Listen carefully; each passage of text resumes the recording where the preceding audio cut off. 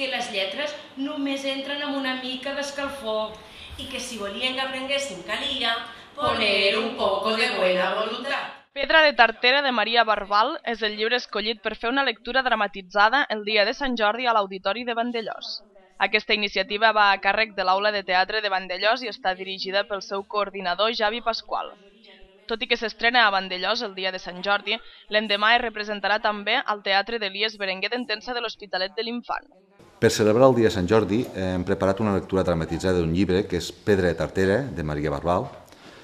Aquesta lectura la faríem aquí a la Sala d'Audicions de Vandellòs el dia 23, a la nit, el divendres, i a l'Hospitalet de l'Infant, al Teatre de l'Institut, també a les 10:30, a l'Hospitalet. És una lectura que corre a càrrec de 9 actrius, que són la Laia Gil, la Cristina Gil, la Dora Anguera, la Maria Alcarràs, la Yolanda Alcarràs, la Isabel Merlos, la Tere Boquera, la Lolita Domènech i l'Antònia Gil.